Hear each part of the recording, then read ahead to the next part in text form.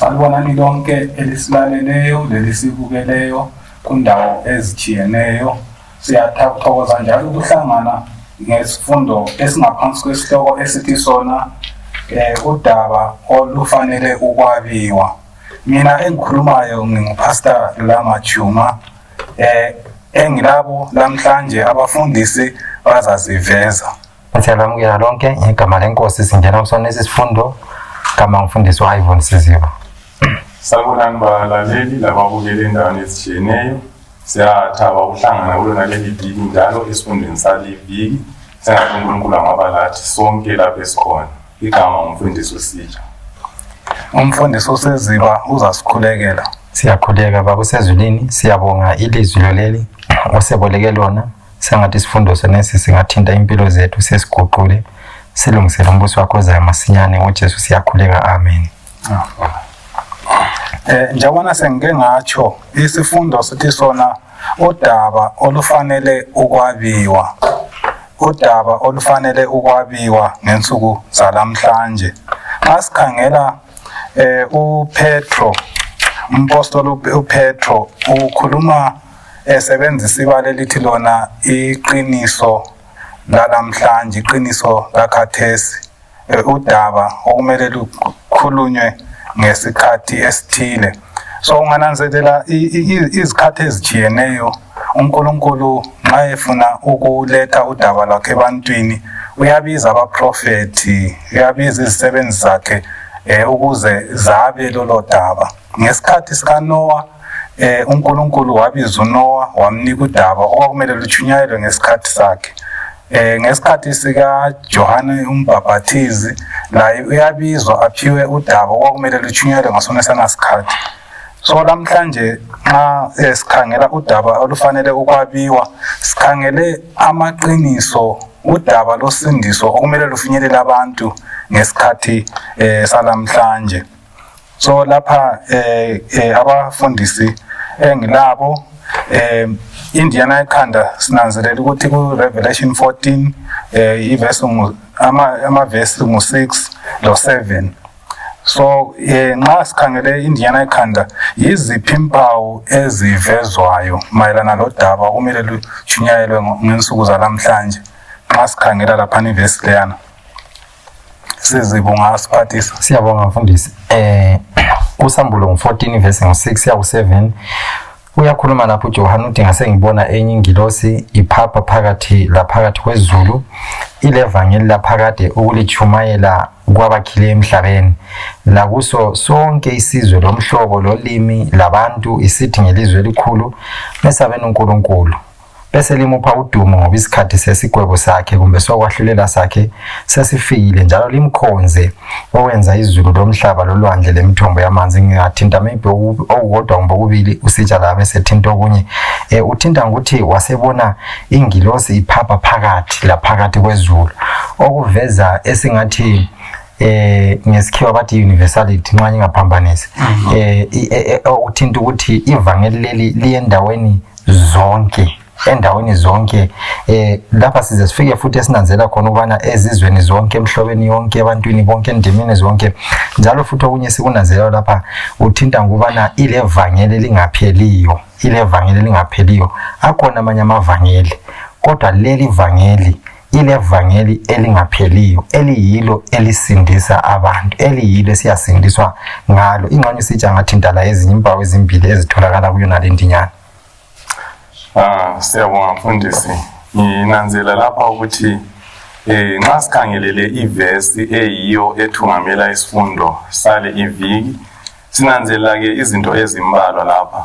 Okokuqala esikunanzelayo ukuthi leli vangeli njengoba usitsho it's a particular gospel kuleli vangeli elithize kaso vangeli nje maningi amavangeli njengoba usitsho kodwa kule vangeli ngesikhiwa ithi yona having the everlasting gospel ibalelana ethi laphana ngesilungu bathi definite article ukuthi kukhulunywa ngevangeli livele lisaziwa hathi ongamavangeli okunye. Then okwesibili engunanzela lapha ukuthi kumele ukuthi lichunyayelwe kubo bonke abantu abakhe emhlabeni, lijunyayelwe kuzo zonke izizwe, kuzo zonke indimi lemihlobo labantu. Ngezinye indlela akula ndawo lapho ungamelanga lifinyelele khona leli vangeli. Then ke sesithola ukuthi xa sikhangela ke ama characteristics aleli vangeli kumbe impawu zaleli vangeli, sinanzela ukuthi livangeli elimayelana loJesu. Leli vangeli limayelana loJesu linjalo lisivezela amandla kaNkulunkulu okudala kumbe ukuba ngumdali kwakhe uNkulunkulu. Ngezinye indlela libizela abantu ekukhonzeni uNkulunkulu owadala izulu lomhlaba. Ukuthi ukuthi bakhona abanye uNkulunkulu abantu abakhonzayo abangayisibo abadalayo, ayisibo ababizelwa yileli vangeli. Okwesibili lisibizela ekwehlukaniseni. Ivesi elandelayo ithi yona kumele ukuthi sehlukanise phakathi kwenkolo. Ngezinye indlela kulezinto abantu abazikholwayo eziningi ezithiyeneyo, kodwa ke isibizela ukuthi sikholwe kuyena lo ophawulayo lapha onguye wadalayo izulu lomhlaba lemithombo yamanzi labantu lakho konke okukhona. So nguNkulunkulu yedwa owadalayo. Yiso isiqoqela sale iviki esesifundo sana le iviki lapho esikhangela khona ukuthi sibizelwa kuleli vangeli lombuso elinxusa bonke abantu, indimi zonke, abantu bonke endaweni zonke. Siyabonga. Ngamafitshane lithini ngengilosi, ingilosi ebonakala iphapha emoyeni. uJohana wabona ingilosi sibili iphapha emoyeni. Kulamabala futhi awasebenziseleyo lapha kulo utheni ingilosi lana iphapha phakathi kwezulu, mid heaven. Iphinde futhi imemeza ngelizwe elikhulu. Kuloku kunye okuqhakathekileyo ngakho yina amabala lawana aqanjwa. Okay. uJohana lapha kathi ukuthi ngabona ingilosi ihamba. Ngami impinxanye wathi ngabona ingilosi ihamba bekuya kutsho olunye ulutho. Kodwa lapho uthi ngabona ingilosi iphapha. Omunye ngathi kade vele ingilosi ngenza ngaphandle ukuthi iphapha. Kodwa lapha kuyaveza ukuthi kulesiqubu esithile. Ukuphapha lokho kuveza isiqubu esithile, ivangeli leli okufanele lihambe ngalo.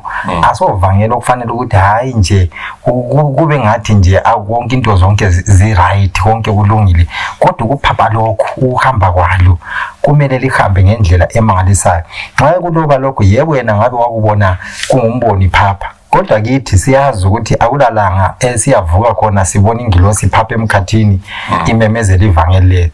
Iveza indlela ivangeli leli liyahamba ngayo. Angithi kade sivalele kunje kula uCovid zigcwele indawo yonke. Ivangeli liyasakazwa, liyahamba emaredweni, liyahamba kuma television, liyahamba emafonini. Isiqubu indlela yokuhamba kwevangeli. Wasuthinta lapho ukuthi ngelizwe elikhulu okuthi ukuthi kumele limenyezwe endaweni zonke. Limenyezwe, lisakazwe endimini zonke, emhlotsheni yonke, angabi khona umuntu ongasozalizwa. Kumele lizwakale zonke indawo, angabi khona ongasozalizwa. Okay. Mid heaven mhlawumbe ukubonakala ukuthi kumele wonke umuntu. Yes, ngezinye indlela leli vangeli kalicatshanga, kalifihlakalanga, njengoba nxa singakhuluma ngesithunywa esindiza emkhathini, wonke umuntu ule access yokuthi asibone lesi sithunywa. Ngezinye indlela leli vangeli kumele lifinyelele wonke umuntu. Asovangeli elihamba ngaphansi kwamatafula kumbe elihamba emakhoneni licatshile, hayi. Ivangeli elibalulekileyo okumele ukuthi lizwakale, libonakale njalo endaweni zonke. Okunye okuvezwa lapha ngaleli vangeli ukuthi kule sense of urgency yokufundisa echiyo laphana. Kulesiqubu esithize okumele ukuthi lihambe ngaso. Ngezinye indlela asovangeli okumele ukuthi nje lihambe ngendlela abantu abalihambisa ngawo lezi nsuku. Kumele ukuthi lihambe ngesiqubu ngoba kulesikhathi esithize okumele ukuthi lichunyayelwe ngaso lona leli vangeli. So ngibona inanzela lapha mfundisi ukuthi engxenye nxa singaku-aplya kithi ukuthi vele uNkulunkulu sekwenzile ngabomu ngalesi sikhathi seCovid. Ngizama ukucabanga ukuthi ngendlela ivangeli echunyelwa ngayo kulezi nsuku alwabo kumele ukuthi simisa amathenti kumbe sibe semachechi kuphela. Mbona ngani belingasoze lihambe ngesiqubu elihamba ngaso, kodwa kulezi nsuku uNkulunkulu kuvulile ukuthi ngenxa yeCovid yonke indawo uyachunyayela emarediyweni kuma-television uNkulunkulu ngibona uyagcwalisa uSambulo chapter 14. Kumbe kulobudlelwano phakathi kokusebenza kobulembu uhamba kwama-waves ahamba ngapha emkhathini kungaba lobudlelwano lokuphapha kwengilosi leyo. Njengoba nje ukuthi sicabange njengoba senjilo ukuthi vele uNkulunkulu usehle wagcwalisa uSambulo chapter 14. In fact nxa siyifunda kuhle sananzela ukuthi vele ludaba lokugcina okumele ukuthi lufinyelela abantu abaphila ngesikhathi sokugcina sembali yomhlaba. Ngezinye indlela ke mina ngibona ngani uNkulunkulu ukwenze ngabomu ukuthi kube lithuba lokuthi ivangeli ungabi lo muntu olesizathu ama-palaces liyangena endaweni eziphakemeyo endaweni ezifihlakeleyo lingena ngamagagasi lingena ngama-radio lingena ngazo zonke indlela. uPetro nxa ebalisa lapha kuncwadini yesibili kaPetro 1 ivesi 16 kusiya ku-21 usebenzise ukuthi iqiniso lalamhlanje ekhuluma ngalona lolu daba okumele luchunyayelwe lamhlanje. Ungasichasisela siziba yini ukuthi ngabe kuyini leli qiniso lalamhlanje? Ngathinta ku-Amos 3 ivesi lika-7 u-Amos 3 ivesi lika-7 lapha uthi uNkulunkulu akulalutho alwenzayo engazange aluveze kunceku zakhe. Ngezindlela uNkulunkulu akulanto ayenzayo engazange atshela inceku zakhe ukuthi nanko kuyakwenzakala. Ingxenye singaba livesi eyodwa khonapho ku-2 Peter ukuncedisa ngisho labalaleli ukuthi sihambe lapho eyodwa nje soze sibale amaningi. Singathatha ingxenye uvesi 16 khonapho ukwenze ukuthi sihambe labo ngo-2 Peter uncedise mfundisi ngo-2 Peter chapter 1 ivesi lika-16 sithathe uvesi ngo-16 uthi ngoba sasingalandeli izinganekwana zobuqili lapho silazisa amandla lokuza kwenkosi yethu uJesu Kristu kodwa sasingabazibonelayo ubukhulu bayo.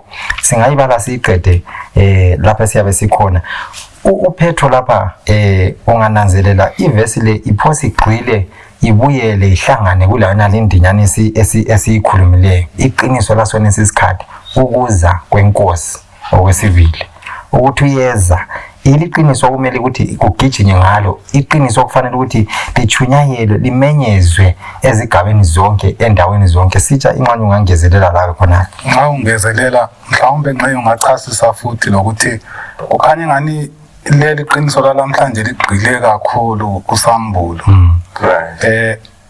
Abantu bakhangela njani leli bhuku likaSambulo? Because ukukhangela indlela abakhangela ngalo ibhuku leli ilokwenza lokulizwisisa kwabo ukuthi balesikhathi sokulibala balistada yini ukuze baphathise ukuzwisisa iqiniso lalamhlanje ukuthi balikhangela njani leli bhuku. Siyabonga mfundisi, nxa sikhangela lesi sigaba esikhuluma khona ngeqiniso lanamhlanje esingathi ngesilungu yi-present truth, sananzela ukuthi njengoba utshilo mfundisi ukuthi ngezikhathi ezithize uNkulunkulu wayesiba lamaqiniso athize ayefisa ukuthi afinyelele abantu. Ngesikhathi sikaNoah i-present truth kumbe iqiniso laleso sikhathi kwakuyikuthi kwakhiwe ini umkhumbi ngoba kuzakuza izulu. Ngesikhathi sabaprofethi babo-Israyeli uNkulunkulu wayeveza amaqiniso athize exwayisa abantwana babo-Israyeli ngezehlakalo ezazizakwenzakala. Sikhulume futhi ngesikhathi sikaJohane uMbhaphathizi besikhuluma ngaye ukuthi ngesikhathi sikaJohane uMbhaphathizi ananzela ukuthi iqiniso elalikhona ngelokuza kukaJesu kokuqala. Wayechumayela emphasize ngokuza kukaJesu. Thina-ke esiphila ensukwini zokugcina i-present truth yethu kumbe iqiniso lethu lalesi sikhathi ngelokuveza ngoJesu oza masinyane okwesibili. Ngezinye indlela njengoba usitsho incwadi kaSambulo abantu abaningi bayikhangela njengencwadi evaliweyo. Ube kanti-ke nxa ibizo layo lona ngoba liyaveza ukuthi yincwadi evuliweyo yisambulo kumbe yisambulelo. Ngezinye indlela uNkulunkulu ngale incwadi ujonge ukuthi avezele amaKristu aphila ngensuku zokucina amaqinisa alesi sikhathi. uPetro uqala ngo1 lapha verse ngo12 uthi yena uPetro ngithanda ukuthi ngilikhumbuze ngalezi zinto lanxa lizazi. Ngezinye indlela uPetro wayekhuluma ngamaqiniso ayiphila ngaso ngaleso sikhathi. La namhlanje siyakhumbuzana ngamaqiniso akasambulo kumbe alesi sikhathi. Xa ungafunda uverse 19 ukuze abesina ngoba uverse 16 uthi ngoba kasiqilwanga. Ngezinye indlela leli vangeli silobesithandekayo we not cheated yiko utsho nguPetro la asiqilwanga ukuthi silamukela hayi salizwisisa salamukela and igist kumbe lokwengathi isiqokoqela saleli vangeli ukuqala ukuthi uJesu yeza masinyane. Okwesibili leli vangeli libizela abantu ekukhonzeni uNkulunkulu onguye wadala izulu lomhlaba. Libese libizela futhi abantu ekuthini baphume eBhabhilona kumbe baphume emfundisweni zamanga ezikhona emhlabeni. Okay, siyabonga uqambile ukuthi ibizo lebhuku leli ukuthi Sambulo liveza ukuthi lona ngokwalo liyambula ngoJesu. Even nevesi yokuqala kuSambulo ithi yona isambulo sikaJesu, a revelation of Jesus Christ. So kutsho ukuthi akula sizathu sokuthi amaKristu angalibali leli bhuku athi wona libhuku leli lifihlakele lona ngokwalo lizichaza ukuthi liyisambulo sikaJesu Kristu. Ngilembuzo embili. Omnye ngizawuqondisa kuwe emfundisi sitsha, omnye ngizawuqondisa kuwe isizini. Mayelana lokuza kwesibili kwaJesu. Ungakhangela kuhle isambulo siyakhuluma nxa ukhangela ama-chapter atshiyene izahluko ezitshiyeneyo. Siyakhuluma engxenye ngokulwisana okukhona phakathi kukaJesu lesitha. Uzathola ukuthi ukuhamba kusuka lama-series acina ngokuza kwesibili kukaJesu. Ligcizelela ngokuza kwesibili kukaJesu. So athi vele injongo yokuza kwesibili kukaJesu kuyini, kusiphathisa ngani ukuza kwesibili kukaJesu. Then ngifisa ukuthi usichazele ukuthi nxa sikhangele mhlawumbe emabandleni kungani kuyafiphala ukugcizelela ukuza kwesibili kukaJesu, ukufundisa lokuchumayela ngokuza kwesibili kukaJesu. Kwenzani khonokho kufiphala? How does it affect abantu lokukholwa kwethu? Siyabonga mfundisi. Siziba kusiphathisa ngani? Singakhangela lezi ezinye ingwalo ezikhona zigxile kakhulu ekuzeni kwaKristu kokuqala. Ngakavula ibhuku likaMathewu, elikaLuka, elikaMark, elikaJohane agxile kakhulu ekuzeni kokuqala kukaKristu. Kodwa singahamba siyefika kuSambulo, sizananzela ukuthi uSambulo, ibhuku likaSambulo selisidonsela kakhulu ekuzeni kwesibili kukaKristu. Ake ngithi ngamafitshane, nxa ukuthi uJesu engabuyo kwesibili, ukuza kwakhe kokuqala akusincedi ngalutho. Akula sizathu sokuthi wayebuyelana emhlabeni kokuqala nxa engasoze abuye kwesibili. Angithi kunjalo. Akula sizathu sokuthi wayelandana emhlabeni nxa engasoze abuye kwesingaki okwesibili. So kumele abuye kwesibili ngoba kokuqala kanjani wabo. Nanko injongo yakho kakhulu uSambulo agxile kikho kusukela impi iqalisa ezulwini.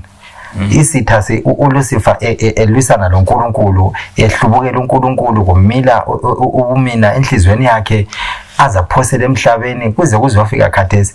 Umhlaba lobuphakathi kwempi enkulu emangalisayo, i-great controversy, inkulungwane zeminyaka. Kufanele ukuthi kufike emaphethelweni kuyindaba leyi. Indaba le kufanele ifike emaphethelweni, isimilo sikaKristu sibonakala egcekeni ukuthi hayi lokhu indoda lwaye kutsho ayisikho, la esakhe sibonakala ukuthi lokho ayevele ekutsho uyilokho njalo nansi indlela ayiyo yona. Ngezindlela ukuza kwesibili kukaKristu, ifocus, injongo yayo ukuthi uThixo azoqeda, azophelelisa umsebenzi awuqala khona lemuva. Ngezindlela uzophelelisa ngitsho le great controversy yona lesiphakathi kwayo, yona lesiphakathi kwayo izofika emaphethelweni. Nxa esiza uzothatha abantu bakhe, yilithembe esilale ledlula wonke amathembu ukuthi azoqeda usizi lobuhlungu lakho konke esidlula phakathi kwakho. Ngizama ukufaka amafitshane ngenxa yesikhathi. So ungakhangela imifanekiso eminingi ekhulunywayo nxa kufundiswa eBhayibhelini kukhulunywa ngomlimi. Umlimi uyalima. Yeah. Umlimi uyavuna. Kuthi ukuthi nxa umlimi ehlanyele kumele avune. So nxa uJesu wahlanyela kumele kube lesikhathi kakhulu sokuvuna. Kumele abuye azevuna lokho akuhlanyele. Kumele abuye azovuna akuhlanyeleyo. Siyabonga mfundisi. Ngilandelela khonapha okhulunywa khona ngumfundisi uSizwe basanzela ukuthi incwadi kaSambulo vele actually mina isifundo lesisale iviki sinthathekise kakhulu. Ikakhulu nxa bengifunda nje kusukela ku chapter 1 khona phana sananze ukuthi nxa ufunda chapter 1 verse 7 uverse 7 sivezela lokho singathi i-climax yempikisano yona lesikhuluma ngayo enkulu. I-climax yakhona ikuza kukaJesu. Futhi kuSambulo chapter 11 khona phana verse 15 ibisiveza futhi ngokuza kukaJesu futhi. Ngezinye indlela ama-chapters wonke nje angani alesiprophet esithize ukuphetha kwaso sikuphetha ngokuthi uJesu ayibonakala ngenkazimulo yakhe esiza. Ngezinye indlela le incwadi kaSambulo ekuqukethe kakhulu yisiphetho sembali yomhlaba ukuthi uzaphetha njani. Ngokuswelakala kwenhlanhla-ke njengoba utshilo leli vangeli lingani liyashota kuma-pulpit ethu. Izikhathi eziningi wananzela abantu bayachumayela bakhulume ngenotho bathembisane inotho yalomhlaba bathembisane ngokuphumelela kwalomhlaba and so forth. Kube kanti iBhayibheli yasivezela ukuthi zonke izinto abantu abazithembisanayo kuthiwa baza nxa sebesithi ukuthula lelo inhlalakahle ukuphela kwesikhathi kuzakwazuma khona lapho. So ke isifundo saliviki sibizela ekuthini sinanzelele ukuthi ngisho lentshumayelo zethu zibe le twist etshengisayo ukuthi siyananzelela ukuphela kwesikhathi. Sibizele abantu kulolu daba lokubaxwayisa ngombuso kaJesu oza masinyane lasekukhonzeni uNkulunkulu onguye owadala izulu lomhlaba. Okubangela ukufiphala kokuchunyayelwa lokugcizelela kokuza kwesibili kukaJesu kungabe kuyini? Okubangela ukuthi kube njalo mfundisi ngibona ngani ikhona lokuthi lona lolu gwalo abantu kabalufunda. Anti sikhulume ngepresent truth iqiniso lalesi sikhathi. Ngachumayela zonke intshumayelo ngithi kodwa nxa ngingachumayelanga ngaveza iqinisa kumbe amaqiniso alesi sikhathi esiphila kiso intshumayelo yami iba irrelevant ngendlela kayilamutsho. Ngoba abantu nxa sikhuluma ngokukholwa kuJesu singathi wonke umuntu uyakholwa kuJesu. Maningi amaKristu kodwa bangaka abantu abalaziyo iqiniso lokuthi uJesu yeza masinyane. Bangaka abantu abalaziyo iqiniso lokuthi uNkulunkulu owadala izulu lomhlaba nguye yedwa kumele ukuthi akhonzwe. Bangaka abantu abalaziyo iqiniso lokuthi kumele ukuthi baphume eBhabhilona. Iwona la amaqiniso alesi sikhathi kumele ukuthi ngabe siyawachumayela ngabe aphuma abe mqoka kuma-pulpits ethu. Okay. Yes. Ngiyananzelela ukuthi mhlawumbe okunye okuqakathekileyo ngokuza kwesibili kukaJesu yikuthi kulezinye inhlupho ezingasoze ziphele khathesi siseselapha emhlabeni ezizahlala zikhona kakhulu lumqoka uhlupho luhlupho lokufa lokufelo. So uJesu nxa ebuya sizasuswa ku-presence yesono lama results asesono ukuthi sizasuswa kumphumela yesono siye kuba kumbuso lapho kungela kukhala khona kungela kufa khona kungela kugula khona kungena coronavirus so khonokho kunika abantu ithemba elokuthi even silahlekelwa kulesikhathi lapho uJesu azabuya khona asisuse kulokho okusihlukuluzayo lapha emhlabeni ukuthi kusenza siphile silethemba. Nginanzelela njalo ukuthi leli qiniso lalamhlanje udaba kumele lolwabiwe namhlanje lukuSambulo 14 kusuka kuverse 6 usiya kuverse 12 lokho maqhubeka kuye kuverse 14 laphana. Lo chunyayelwa nini lolo daba ngibona ngani lobe isifundo sithi sona liqiniso okumele lichunyayele namhlanje. Umuntu ungamncedisa njani umuntu ukuthi azwisise ukuthi leli qiniso ngempela kumele lichunyayele namhlanje? Ngoba yikho bengikhuluma ukuthi kanti manje wayi kulezi insuku ngani kakula kugcizelela lelo qiniso emabandleni. Okay. Okunye ngakuthintayo ukuthi esikhathini esiphila kiso ingxenye okungabangela ukuthi ivangeli lingachunyayelwa ngendlela okufanele lichunyayele ngayo nxa siqathanisa lebe kusenzakala izolo. Bebegijima ngalo kakhulu okhokho, bebegijima ngalo kakhulu abadala. Indaba yokuza kwesibili kukaKristu ibihlatshelwe engomeni, ihlatshelwa futhi la kupulpit.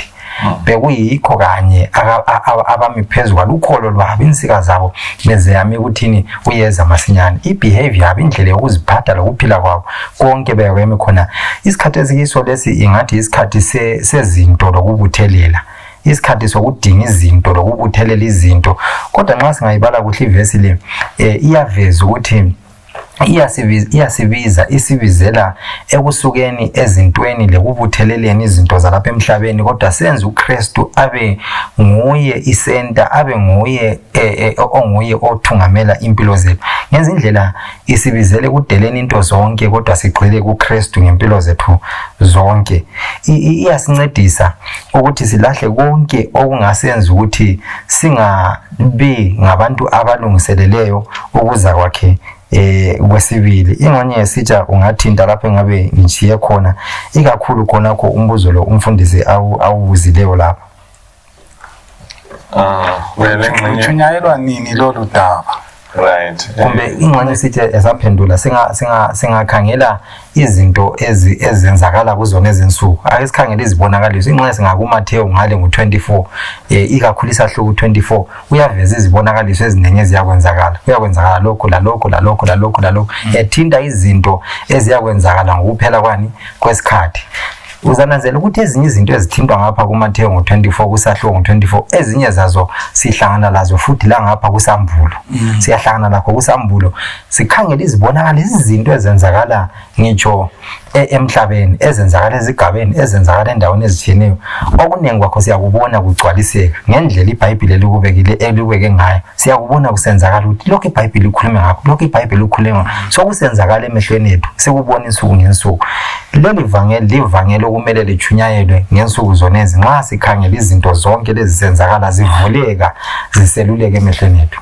Okay, mina ngunanzelela ikugcizelela kwaJesu ukuthi ivangeli leli iqiniso lalamhlanje lizachunyayelwa kuzizwe zonke. And uMathewu 24 verse 14 leli vangeli lombuso liyachunyayelwa kuzizwe zonke. And bana besokufika ukuphela.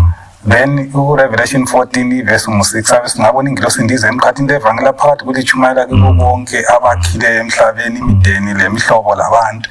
Lezo ndlela kade ngifuna ukuthi mfundisi ukuthi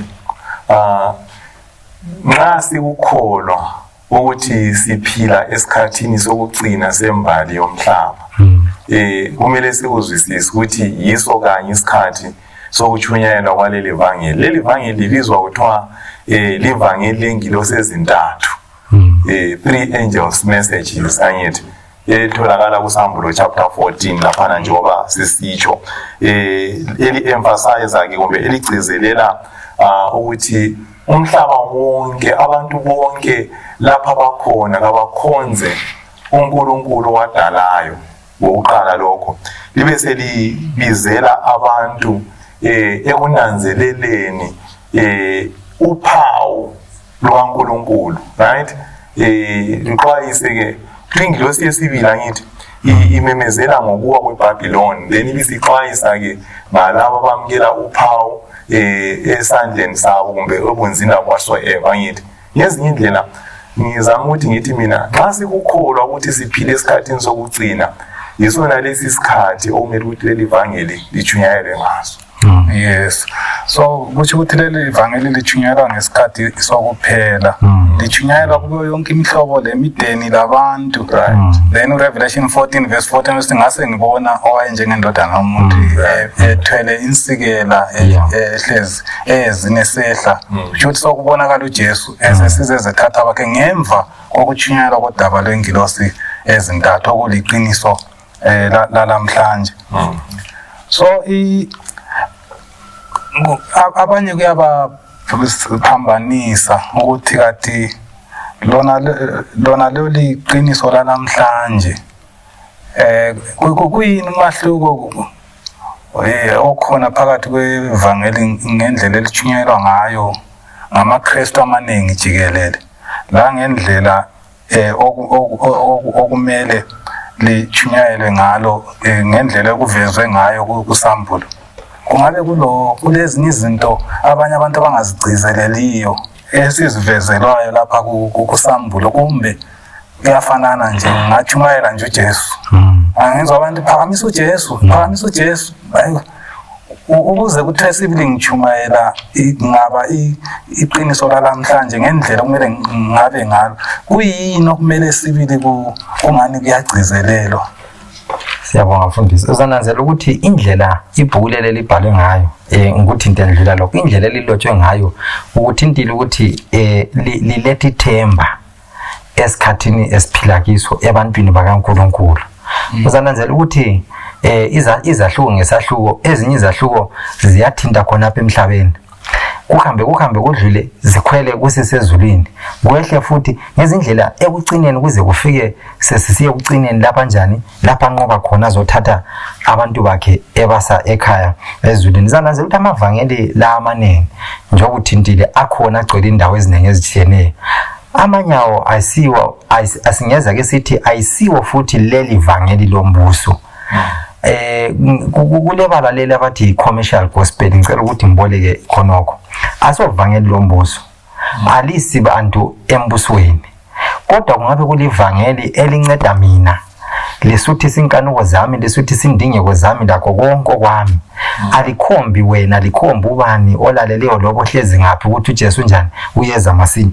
Ungakhangela khonapha kusambulo ngo14 lo udaba lezingilosi esiluthola engilosi yokuqala esiluthola kusambulo ngo14 luthinta kakhulu isizukulwane sona esesakhathesi esidinga ukugcwaliswa empilweni, esidinga ukuthi sithole injongo, ipurpose ngempilo njani zaso. Liyaveza lilethe umusa kaNkulunkulu, lilethe uthando kaNkulunkulu, njalo liyaveza ngokuphawulekileyo ngokusobala amandla kaNkulunkulu asipha ithemba, amandla kaNkulunkulu asihlambululayo, njalo futhi amandla kaNkulunkulu asipha ukunqoba ukuthi lanxa sidlula phakathi kwani, nxa sibambelela kuleli vangeli, silizwa sigqila kilo, sinikela impilo zethu kuNkulunkulu, silamandla okunqoba. Ngezindlela asovangeli ligqile kulokho engaba yikho khona kumbe ngemizamo yami lokwenelisa kwami lokubuthelela, kodwa livangeli lingikhomba kuKristu, lalokho kuJesu angangenzela khona, lalokho azangenzela khona ekucineni futhi. Ngengeze khona bomfundisi, sinanzela ukuthi isiqokoqela saleli vangeli esikhuluma ngalo okokuqala yikuveza uJesu Kristu lobukhosi bakhe, lenkazimulo yakhe, nomusa wakhe wokusindisa uluntu. Ngezinye indlela leli vangeli ukuze sihlukanise phakathi kwevangeli eliyilo uNkulunkulu akhayo ukuthi sichumayele khathesi lamanye amavangeli, yikuthi sinanzelela ukuthi leli vangeli liyamphakamisa yini uJesu okokuqala. Nxa liphakamisa uJesu, nxa liveza umusa kaJesu wokubizela abantu ngendlela, leli vangeli lilunxuso lokubizela abantu ekusindisweni ngokuqala lokho. Okwesibili, leli vangeli lilunxuso njalo lokubizela abantu ekukhonzeni lasekuhlonipheni lasekwesabeni uNkulunkulu njengomdali. Leli vangeli futhi kumele ukuthi lisibizele ekugcineni imithetho kaNkulunkulu.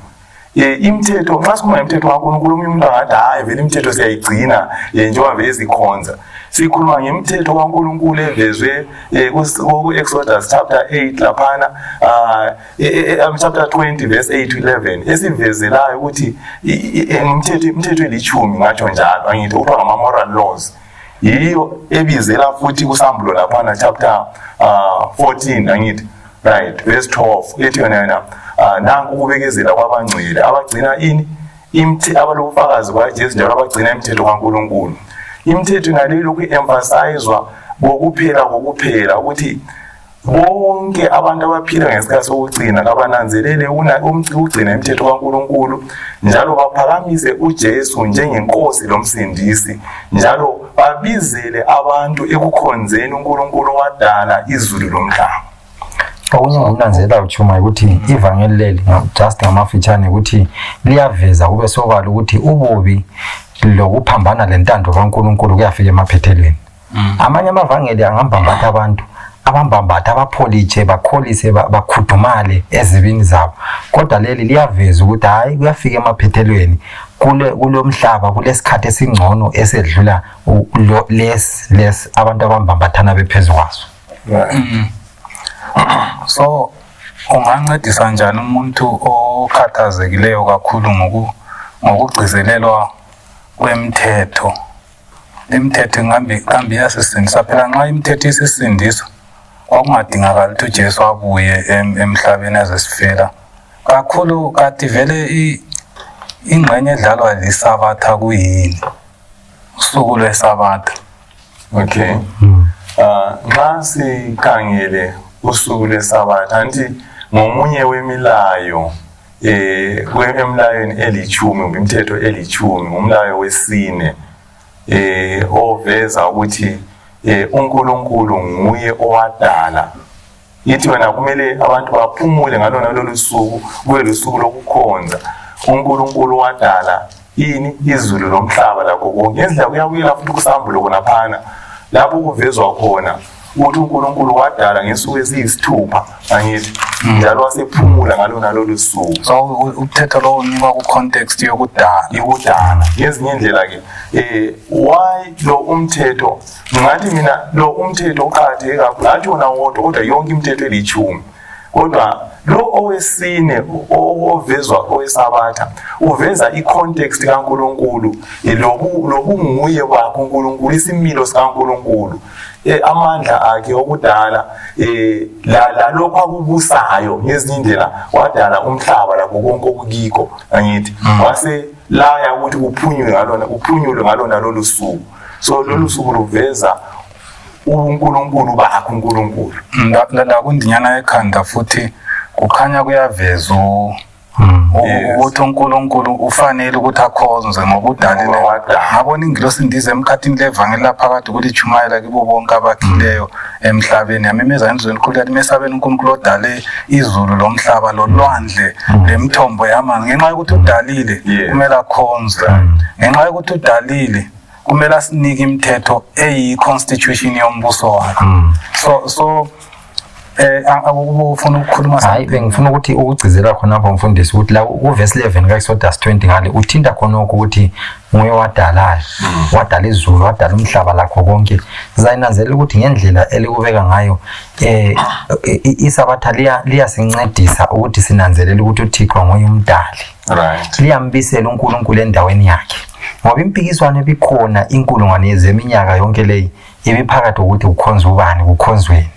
So liyasincedisa ukuthi sinanzele ukuthi uThixo uNkulunkulu onguye wadalayo nguye kumele akhonzwe. So ngamafitshane lithini ngeBhabhiloni ngoba uverse 8 khona phana kuRevelation 14 uthi naliwile iBhabhiloni eliphuzise izizwe zonke iwayini lokuphinga kwalo. Lingabe liyini iBhabhiloni? Singakukhangela nje ngamafitshane liyini iBhabhiloni njalo kuyini esikufundayo lapha? Khanya uNkulunkulu uyabiza abantu bakhe ngesikhathi ukuthi phumani kilo bantu bami iBhabhiloni. Yabo mfundisi njengoba ngike ngatsho eqaleni laphana ukuthi udaba lukaSambulo chapter 14 olunye lwakhona ludaba lwengilosi eveza ngokuwa kweBhabhiloni.